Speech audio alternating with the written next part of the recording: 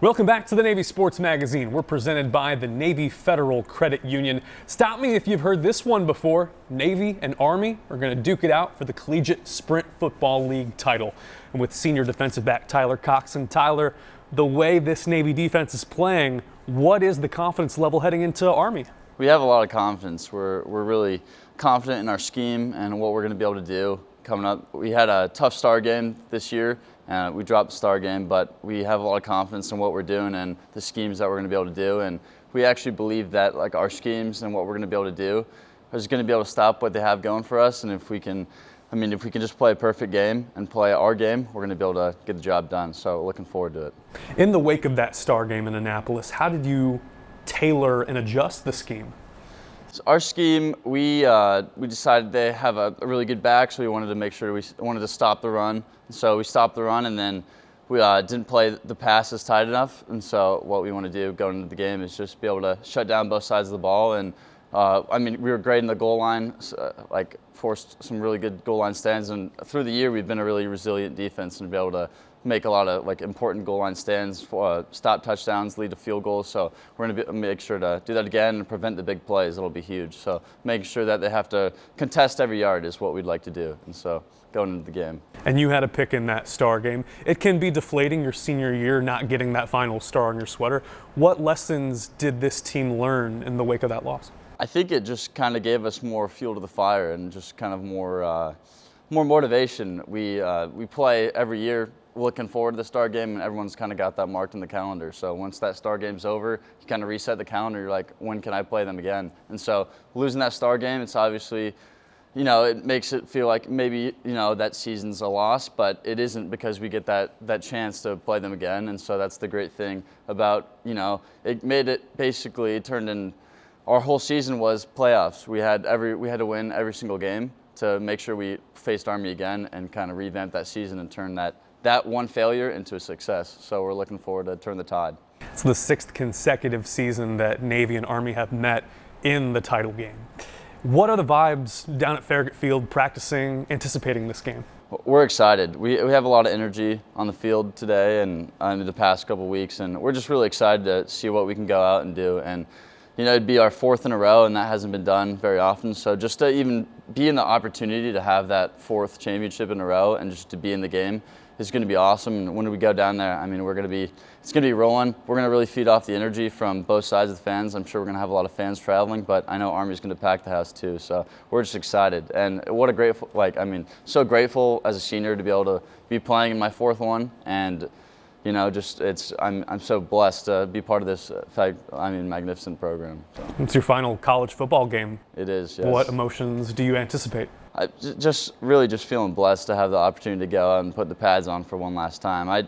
Going out of high school, didn't get recruited, and that's the beautiful thing about sprint football is none of us are recruited athletes, so we go out there every single day and we earn our spot in the field. So just being able to earn it for the past 4 years and going out, I'm just going to, hopefully want to end up top, but just going to play out there with a smile on my face like I always do and just really be just grateful for the opportunities that sprint football has given me. How does a kid from the outskirts of Portland, Oregon find his way to the Naval Academy? Just really wanted to serve. When I was in high school, I just had that knack for serving, and so I wanted to do something that was really big into community service and leadership and attached to my school. And so I was talking to my parents. I'm like, hey, I think I want to enlist. I want to go in the military. And they're like, that's the one thing we don't really want you to do. We want you to look into college education programs through the military, and so that's how I found the academy. And I'm so grateful. It's the greatest decision I've ever made in my life, and probably the second biggest one was playing sprint football here, just because it's given me so much leadership experience and things that I'm so grateful for. Mm-hmm.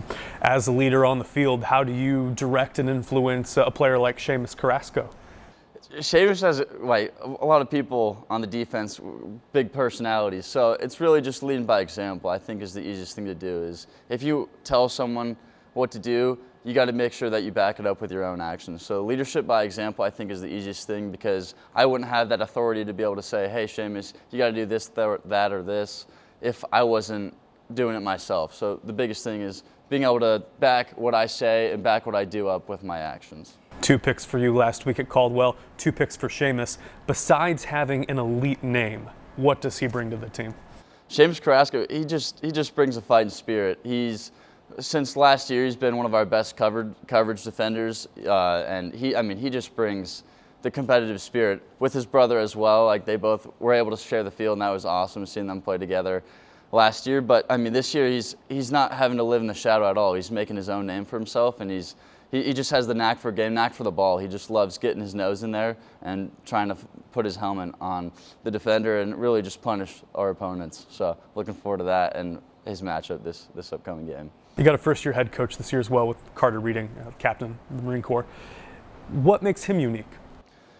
I think he completely brings a different energy to our team. As we had Major Madness 3 years, 3 championships. It was just different energy, and I mean, it's good, positive energy that he brings to the team. And it's just a new wave, like just a new wave for the team. But overall, like, even though we do have a different coach and that different energy from the front, I think our culture as a sprint football team remains constant. That we're non-recruited players, but we are going to play harder than the other team, and that's really what we put our basis on. And we play for our brothers and for the love of the game.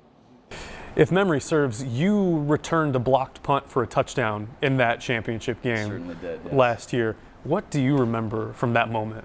I just remember the scheme was drawn up to perfection. Our defensive coordinator drew up the perfect scheme for it, and I give all props to Admiral McNeil, our defensive coordinator. But we had our Dave Niskey was the guy that was going to be blocking the punt from the right, and so I was the scoop and score guy coming off the left edge. Once that ball came up, I mean, obviously I was expecting it because I was the scoop and score guy. So when that ball just kind of bounced right in front of me, I scooped the ball up, and it was kind of a blur from there. But being able to make such an impact play in the championship game was one of the coolest experiences of my life.